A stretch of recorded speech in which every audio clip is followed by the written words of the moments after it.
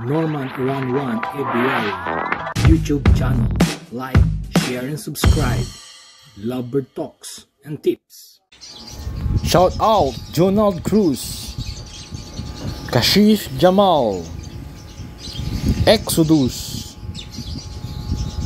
Suhel Iqbal Bati, Ace Cacho, Derby Cortez, G-Bars, Ian Wirtz TV, Fred Morga, Kuya Joms TV,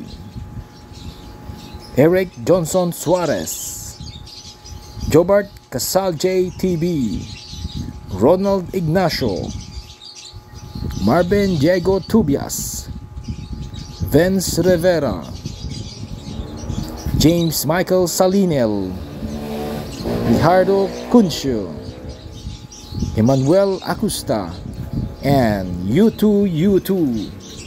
Hello and welcome back my fellow Kasha Bobs. Update po tayo sa ating munting ibonan. Anong uri ng ibon po ito? Anak po ito ng green split opa, split ino sa Lutino hen. Yellow balls opaline po ba ito? Or green Ewing opaline lang po? I-check po natin mga Kasha Bobs. Ito po ay video kong na-record nung last week po. Ito na po siya mga Kasha Bobs. Mukhang hindi po siya yellow balls opaline, kundi green opaline split ino 6-link hen po. At yun naman, sigurado po par blue opaline mga Kasha Bobs. Ito, kala ko po nung una ay isa pong yellow balls opaline, pero nagbago po yung kanyang balahibo after po ng ilang days po, kaya sigurado 100% green opaline split ino na po ito na 6-link hen, dahil ang kanyang parents ay green split opa, split ino saka Lutino hen po mga Kasha Bobs. Balik na po natin. At yan po yung mga ibang kapatid niya po. Pinapostor po natin nang sa ganun mabilis pong mag-breed yung ating mga ibang ibon. Kaya sama-sama po sila dito. 4 po sila mga Kasha Bobs. Ito po yung nagsilbing parents po nila. Poster parents po. Dito naman po tayo sa kabilang nest box. Kung ano pong nandito na naghihintay po. Ito po ay paresang ulit ng Lutino hen saka green split opa split ino. Mukhang di pa po nangingitlog itong inahin. Hintay lang po tayo mga Kasha Bobs. At magbubunga din po yan, lalo na sa mga ibang breeders po dyan na hindi pa po nakakapagpabunga. Okay lang po yan, tsaga lang po mga Kasha Bobs. Ito naman, another paresan po, green Ewing opaline. Pinaris po natin sa Lutino hen. Tingnan po natin mga Kasha Bobs. Ayan po mga Kasha Bobs. Oops. May 3 po siyang itlog. Sana po mag-fertile po itong 3 itlog mga Kasha Bobs. At makapagpabunga po tayo ng Lutino opaline. At kung hindi man, at least maganda pa rin ang magiging kalalabasan po nito, dahil magpuproduce naman po ng 6-link na split opa saka visual opa po, kaya madaling makita po yung gender po nila mga Kasha Bobs. Ang kailangan po dyan nagbubunga po yung ating mga paresan at hindi po nasasayang yung ating binibigay ng mga patuka sa kanila. Lipat po tayo ng nest box mga Kasha Bobs. Ugaliin po natin kumatok nang sa ganun hindi po biglang mabulabog yung mga ating alagang ibon. Ayan po yung isang inahin po na green opaline fail follow. Maitlog na po siya mga Kasha Bobs. Kaso mukhang kakunti po yung kanyang nesting material. Maglalagay po tayo dyan nang sa ganun malimliman niya po ng tama yung kanyang mga itlog. Sarado na po natin mga Kasha Bobs. At after po ng another 8 days, Nabigla po ako ng pagbukas ko po ng nest box mga Kasha Bobs. Kala ko po namatay na po yung mga alagang ibon dahil mali po yung kanilang pagkakatulog. Lalong lalo na po itong nasa unahan. Yung pala buhay po sila mga Kasha Bobs. Prank lang pala. Ito na po. Yung yellow balls po na pagkakakilala ko naging 100% green opaline split ino 6-link hen po siya. Ayan na po siya mga Kasha Bobs. Yung kanyang pakpak po kasi kaya naging green opaline split ino, nag darker na po kasi. Kung yan pula pa rin po yan hanggang ngayon, ibig sabihin yellow balls po yan na opaline. Kaso nag dark na po, so green opaline split ino po yan na 6-link hen. Ayan po siya. At least hindi po natin problema ang kanyang gender dahil nag-opaline, kaya visual po yan na 100% hen po siya mga Kasha Bobs.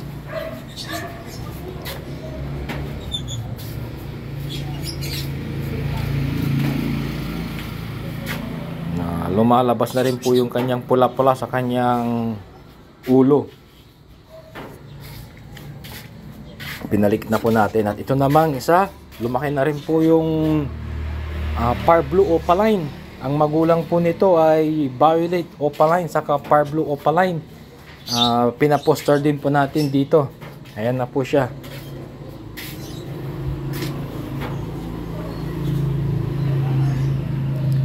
Madali pong mapansin dahil yung kanyang ulo ay orange po mga Kasha Bobs.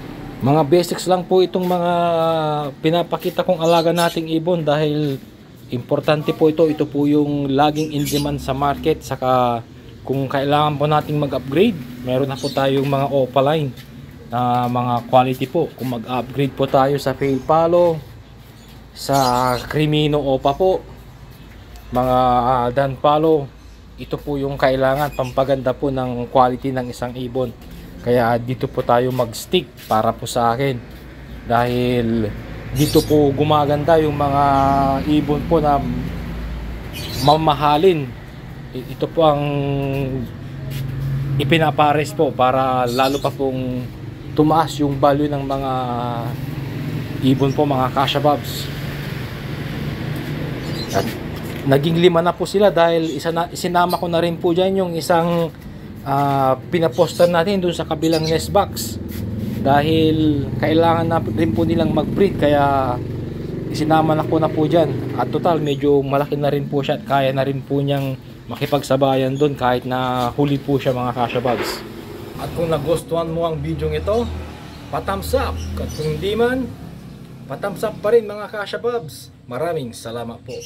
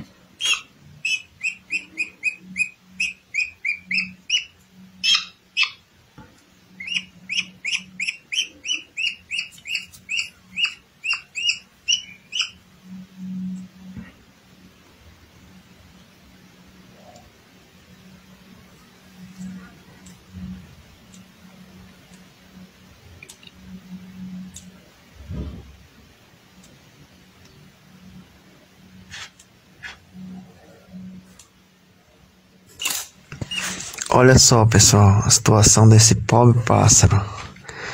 Olha só, totalmente debilitado. Também para vocês verem, olha a quantidade de bernes que havia sugando as suas energias, suas forças. Pessoal,